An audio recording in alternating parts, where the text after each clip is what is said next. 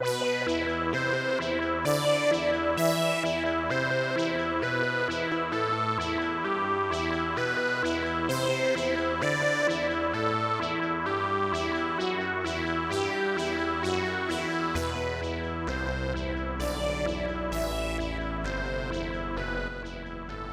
to another episode of Out from the Horrorbox. I'm your loyal host, Dom. In this episode, we take a look at the 2025 horror film directed by Ben Leonberg, who co-wrote it with Alex Cannon. Good Boy.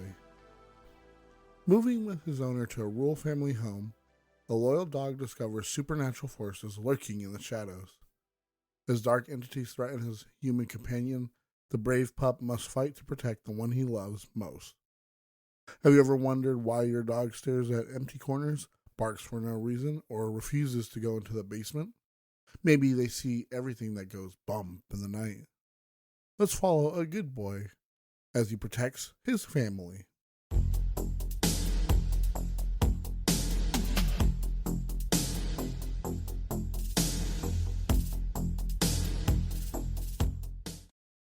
So the genesis of Good Boy can be traced back to 2012, when filmmaker Ben Leonberg experienced a creative epiphany while rewatching Tobe Hooper's classic horror film, Poltergeist, which I love. He observed a recurring trope common to many haunted house films. The family dog is invariably the first to sense the presence of supernatural entities. Because if you remember in the movie, the dog is the one like barking at the TV screen when it's just like static at night. And I think that's what wakes up Carrie Ann and gets her to, right? I'm pretty sure the dog is the one to alert her to something there. Anyways, this realization sparked the idea for a horror film told entirely from a canine perspective. Leonberg also drew inspiration from Stanley Kubrick's The Shining, noting that both films share a thematic ambiguity, leaving audiences to question whether the terrifying events are genuinely supernatural or psychological manifestations born from isolation and deteriorating mental states. In 2017, Leonberg and his co-writer Alex Cannon began developing the screenplay, approaching the story as both a tribute to dogs and an exploration of the profound bond they share with humans. The absence of dialogue required them to craft a narrative driven by visual action, perspective, and point of view storytelling.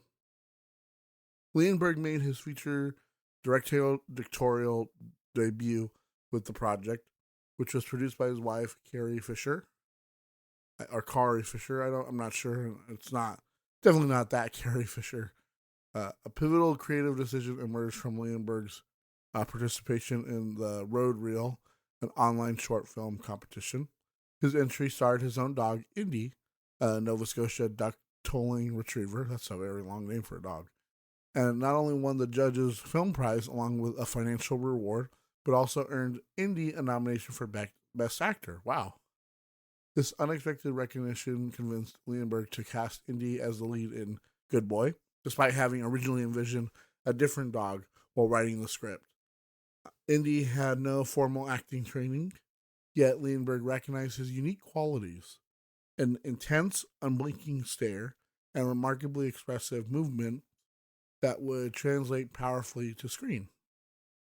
Now, I have attempted to film my dog on multiple occasions, but he gets afraid of the camera a lot. Even when I try and take pictures, I don't know why. Not like with my phone.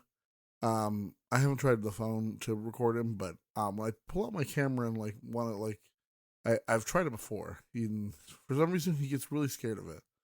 But he gets scared of a lot of things. He's a scaredy dog. Production required an innovative and highly flexible approach. Leonberg developed only loose storyboards, acknowledging that Indy's unpredictable movements made precise shot planning impossible.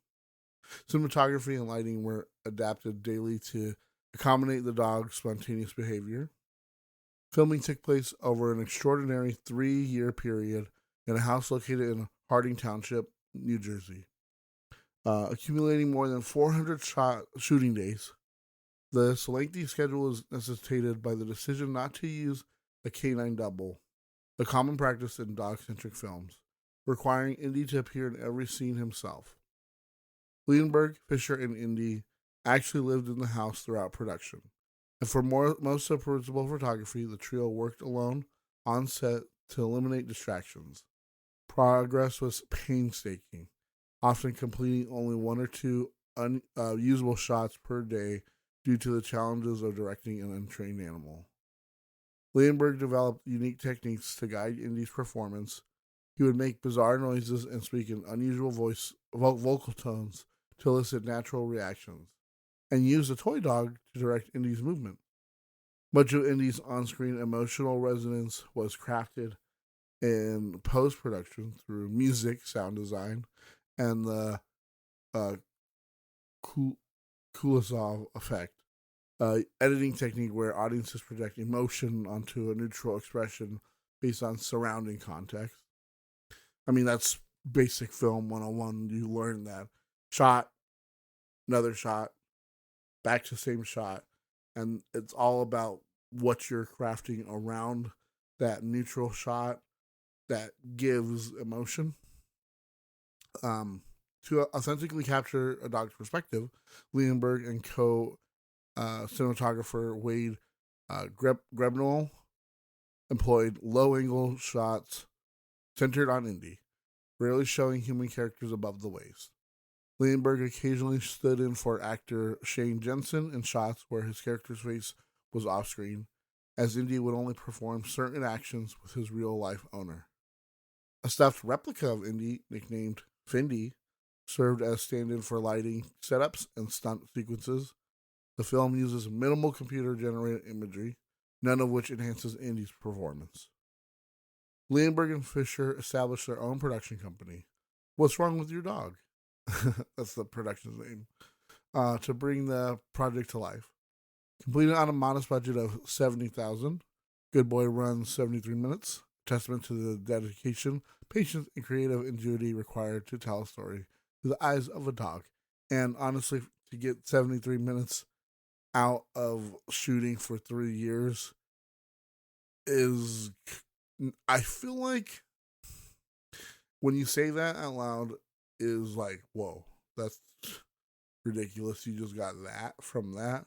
But then when you think about it, it's like, yeah, you don't want to burden this animal that doesn't really understand what it's doing to begin with. And like you said, I mean, like from the usual shots per day were usually one or two. And honestly, that you're able to make a movie with all that for $70,000, all right, good on you. But let's get into Good Boy. Let's see what it's about.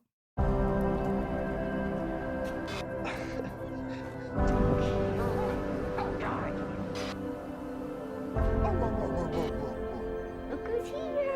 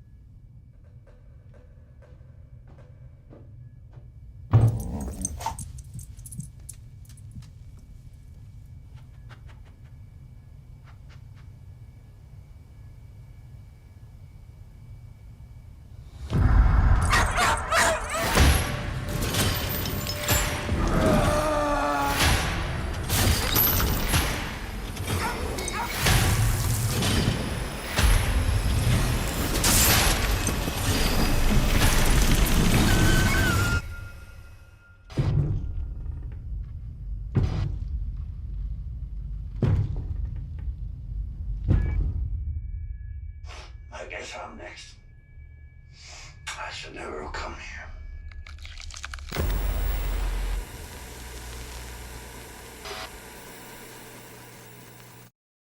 Todd, a young man suffering from a chronic and debilitating lung disease, makes the difficult decision to leave New York City behind and relocate to his late grandfather's remote, long uninhabited home deep in the rural woods. His only companion is his beloved Nova Scotia duck-tolling retriever, Indy. Todd's sister, Vera, harbors deep concerns about his isolation, believing the house to be haunted and convinced it played a role in the grandfather's death. From the moment they arrive, Indy senses an unsettling presence within the home, a dark entity that often manifests as shifting shadows and occasionally reveals itself as a gaunt skeletal figure caked in mud. While exploring the surrounding forest, Indy and Todd encounter Richard, a longtime neighbor who warns them about fox traps that he has set in the area. Richard also reveals a troubling piece of information.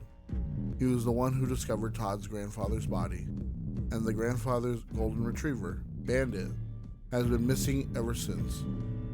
Back at the house, Indy repeatedly observes the dark entity and has a chilling encounter with an apparition of Bandit, who leads him upstairs. Beneath a heavy wardrobe, Indy uncovers a bandana that once belonged to the missing dog. Indy also experiences recurring nightmares of being attacked by the shadowy figure and has haunting visions of Todd's grandfather, who appears to have succumbed to a similar respiratory illness in the very same home. As time passes, Todd's physical condition deteriorates alarmingly.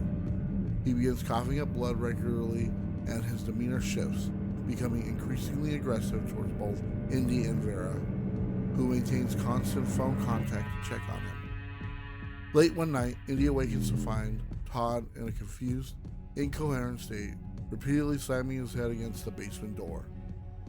While Todd eventually sleeps, Indy watches helplessly as a dark figure approaches the bedroom. Todd awakens, collapses, and is mysteriously separated from Indy when the entity causes the door to close between them. Panicked, Indy escapes the house, intending to find Richard for help, but becomes ensnared in one of the fox traps. When Todd discovers him, he punishes Indy by leashing him outside and forcing him to sleep in the doghouse. One night, while confined outside, Indy senses the dark figure's presence and hears Todd coughing violently from the upstairs bedroom. When the entity attempts to attack him, Indy desperately runs into the doghouse with such force that it topples over, breaking the chain from its anchor and freeing him. He discovers the cellar door open and enters the home, passing the skeletal remains of Bandit along the way. Meanwhile, upstairs, the dark figure approaches Todd in his bedroom as he lies in a weakened, rapidly deteriorating state. Indy reaches the bedroom just in time to comfort Todd, who turns and is confronted by the sight of his own corpse lying on the bed. Realizing he has died, Todd is seized by the figure and dragged through the house down into the dark basement. Indy chases desperately, following as Todd is pulled into a deep, cavernous tunnel. Accepting his fate, Todd tells Indy that he is a good boy, but cannot be saved, just before the dark figure claims him completely. The following morning, Vera arrives at the house and discovers Todd's lifeless body. She finds Indy sitting alone in the bottom of the cellar entrance and tearfully calls to him. Indy pauses, hearing Todd's familiar whistle echoing from the depths of the tunnel behind him, before making the choice to ascend the stairs and return to Vera. During the end credits, a series of warm, bittersweet scenes show Indy joyfully sticking his head out of Vera's car window as they drive through the woods together. In the final moment, a whistle identical to Todd's is heard, prompting Indy to retreat back inside the car, a small, haunting suggestion that Todd's presence and their bond may never truly be gone.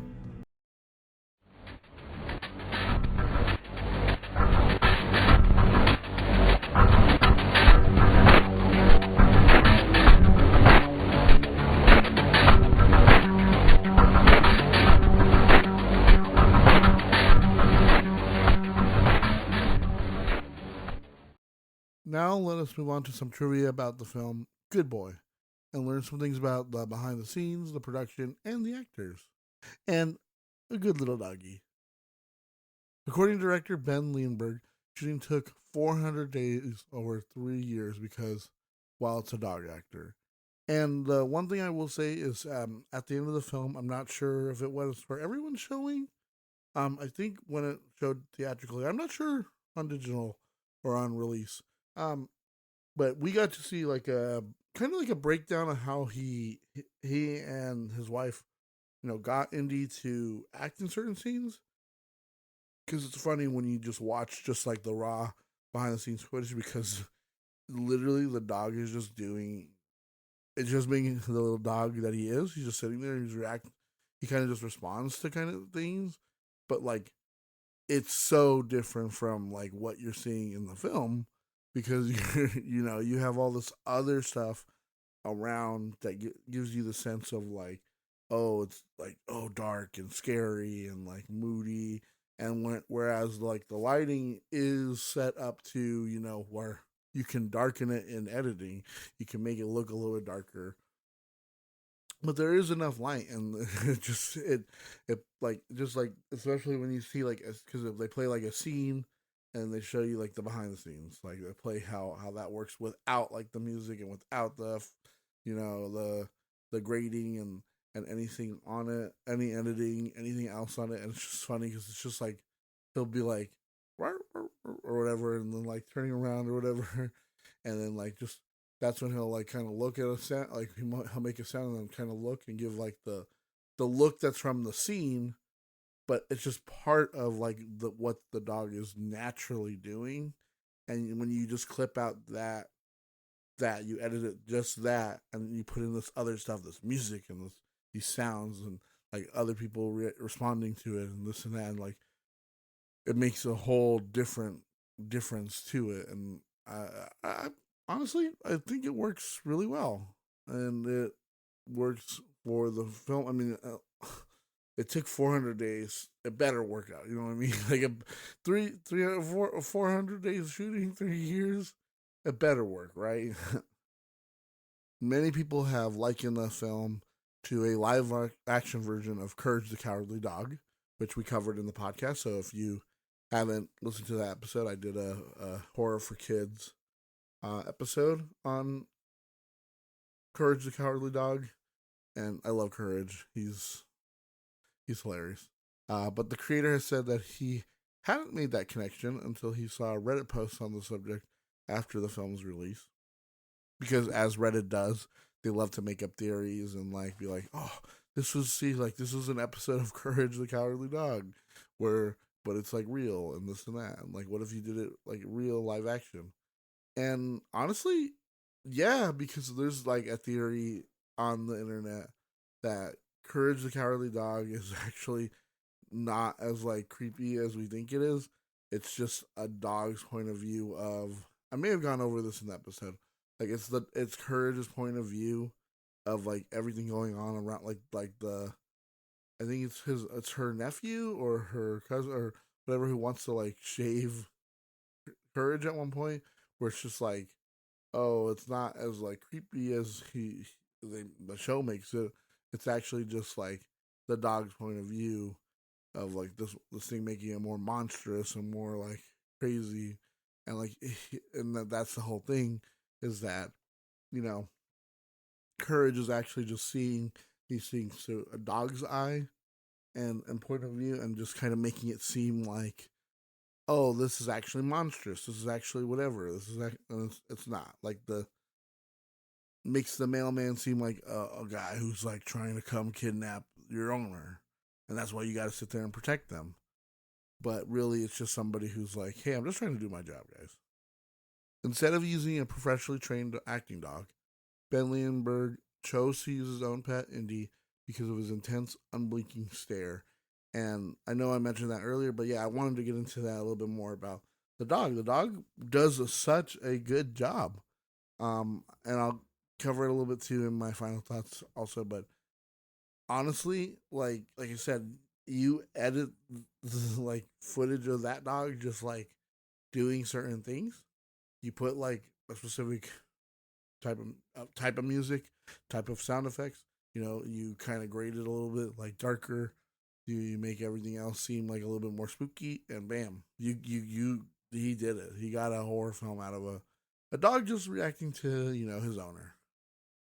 No living human faces are shown unobstructed or in focus until the final minutes of the film. The grandfather and actors in old movies are seen on the TV throughout the film. And I really like that idea. That idea of like this really shows like this movie is supposed to be the point of view of the dog. The dog is the main character, and if they had shown the humans more, and like even if they had brought the camera, bringing the camera down to the dog's level, also gives you that like feeling of like we're not supposed to be. I mean, we do need to pay attention to the humans, but they're not the main focus. The dog is the dog's actions, what the dog is doing. That all is the most important parts of what is going on in the film. And I really like that. I really like this idea, taking. I mean, that in itself, the cinematography of bringing it down, it puts you in the mindset of, oh, the dog. The dog's most important. The dog, whatever, right? And I like that. I think it's great, and it really drives home like he's the main character. He's who you're supposed to be sympathizing with, not these people, not the humans. I mean, yeah, you sympathize with the humans because the dog is sympathizing with the humans. Because you can tell he's worried because his owner is sick. And that's why you're worried for the owner. You're not like if we had done this the other like a way that in film like was quote unquote normal, where you would be like the haunted house would be from the point of view of the person, right? I feel like yeah, you still show the dog to show sympathy, but I think that's what you would why you would show the dog. It's the same way. It's like he's flipped it. So you show the human to give more, like being sick, to give the dog more like sympathy, empathy from the story for what he's trying to evoke. Early in the movie, Todd's sister Vera tells him that dogs can detect medical conditions in human beings. One of the conditions that dogs can detect in human beings is cancer, which I honestly I kind of thought I knew something like that. I knew they could detect some things. I know, and I might be getting this from like Doctor Sleep or something because there's a cat in there that comes to visit. When people are dying and then they're about to pass on, the cat comes in and sits with them, and that's how they know that they're gonna pass on. But that's crazy. I mean, I feel like I've heard that before, but it's crazy that like yeah, like they can just detect this in people. Maybe it's kind of like a built-in thing that over time of having lived with us for so long that like it's just kind of been put into their DNA to well, they lost this, they lost that, from instead of being more wolf-like and being more out in the wild, like you lose certain things, they kind of gained other things, and because they're around us so much, they can just tell like when I think they can just tell like when we're sick in general too. I mean, I think they can just get your emotions from the way you're going about yourself and stuff and going about and that's why they tell you like if you're meeting a new dog you try and be as like happy and friendly and open as you can, and because they can read that from you, and he has like any sense of like negativity or like they feel like you're going to attack, that's when they start becoming more aggressive and like oh I don't know you, and now you're trying to come and pet me, but like oh what are you doing, why are you acting like that? But that's kind of crazy. Think about that they can just be like, hey, I gotta tell you something. As your dog, you have cancer. But then it cuts to like the human's point of view. It's like bark, bark, bark, bark, bark, bark, bark, bark. That'd be pretty funny. Now let's move on to my final thoughts.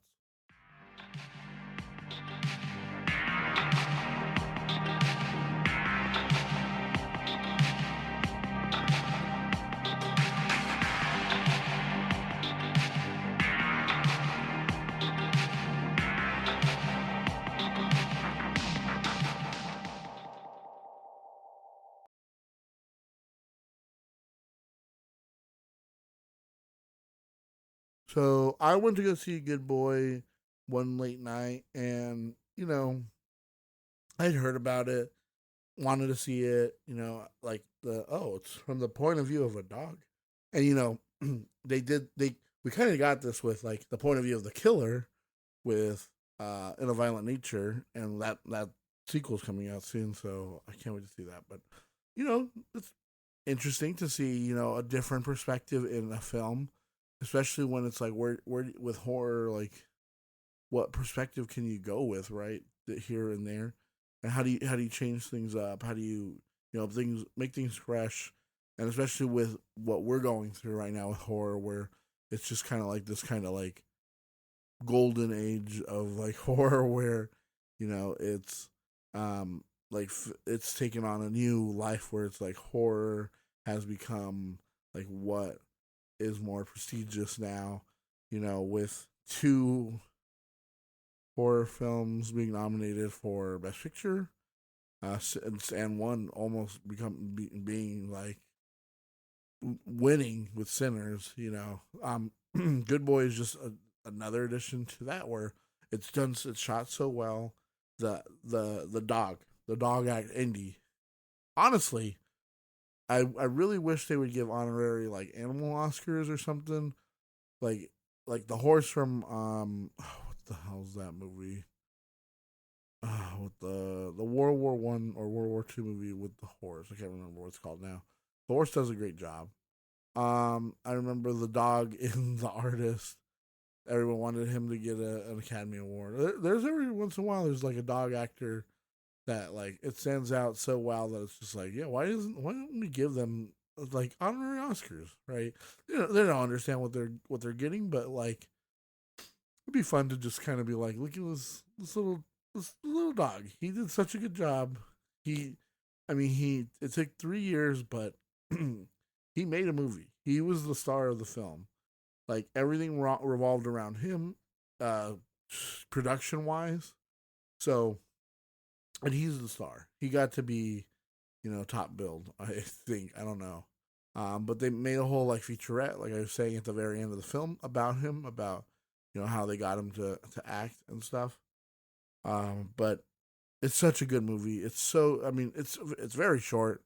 I feel like you could put it on really quick, and you just, if you love dogs, this is a really good one to watch, because there's no harm to the dog at all. They didn't put him in any harm or anything, but you get like a real sense of like the dog didn't know what it was doing, but it feels like it does. Like you want to personify an animal so much, because that's what we normally get from actors, is like we normally get them talking about how they did this, how they did that.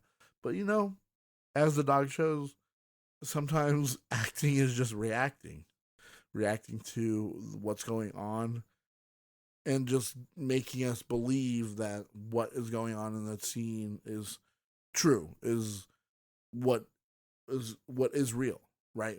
Like you suspend your disbelief for the film already going in, and now you're doing it even more to understand that, like, to get a sense of sympathy, empathy from that character, to understand like, oh, in that situation they're freaking out.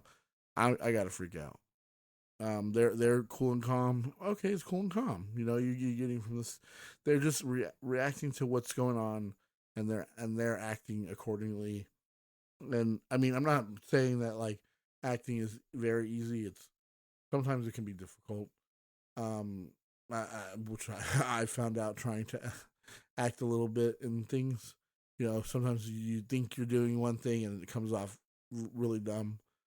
But obviously, this little dog, this little good boy, he understood, hey, enough to be like, hey, I'm going to respond to this. I'm going to respond to that. And I'm going to do my little stare, and I'm going to do my little head tilt. And that's really all you needed. And the story itself is okay. It's a pretty generic, kind of haunted house, kind of like demonic entity, maybe. It's a like spirit, maybe, or something. It's definitely haunting that house, right? Like the reason why like the grandpa died was because of that, apparently, right? And we know that they had a similar illness already going in. The Todd or whatever the main the guy, the owner's name was. And so him already going in with this, was going to cause him to, the spirit or whatever it is, the malevolence there to kill him, right? And it's up to Indy to try and protect him, and ultimately, Indy tries and tries, but like Todd lets him know, it's okay. You're a good boy. You tried, but I didn't listen. It's my fault. I should have taken up, what you were doing and what like you were sensing, and also my sister calling constantly to tell me I should leave. These are the consequences of my actions. And then in the end, he hears like the whistle, and he just goes back into the car because he knows he's out there, and if he goes out there though, it could possibly not be Todd. It could be the entity waiting to get him, like it got Bandit. We see that it got it in the end when he goes down to the basement. But yeah, I mean, this is such a good movie, just a good little movie, and good little dog, and I give it 3 stars. It's good. It's a solid, like, good movie. Great? No, I don't think so. That's why I wouldn't put it past 3. I wouldn't give it like more than that. I wouldn't say it's terrible. If you were to be, it would be like a 60%. I would give it because it's good. Like I said, it's good. It's definitely a good little film. It's a good one probably to put around put on during like the spooky season. It's a quick one too. Like so you can watch this, you can watch something. Because it's only like 70 something minutes. It's not even it's not even an hour and a half. But it is. I feel like one that you could watch years later. Like I feel like it's a good one too. Like for like not little kids obviously, but for like teenagers. For preteens. It's like because there's nothing too graphic, nothing too gory, nothing too over the top, evil or malevolent. It's just like, and they can sympathize with Indy the whole time. I think it's a really good one. I feel like it would be good for my like my nephews to watch or something, right? But other than that, yeah, I'd say 3 stars out of 5. Pretty good. Good job, Indy. Were you worried about Indy or his humans? What did you think of Indy's acting? Did you think Indy was a good boy? Yes, you did. He's a good boy. We want to thank you all for listening, and if you like what you hear, please subscribe to get every new episode downloaded. Do you have any personal or fictional, paranormal, supernatural, or unexplainable stories? We love to read them on the podcast. Please send your stories, recommendations, or anything else to horrorboxpodcast@gmail.com. If you want to show more support, you can follow our socials on Instagram, Threads, TikTok, or check out our YouTube channel, all at Horrorbox Podcast on all sites. Also, you can buy me a coffee at coffee.com/horrorboxpodcast. It really helps. Until next time, be a good boy. This is Dom, signing off from the Horrorbox.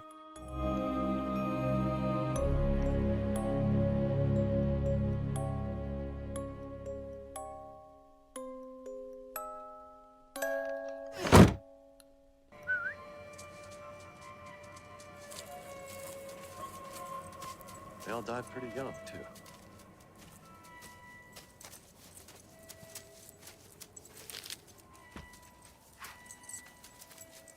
Whoa. Stay here, boy.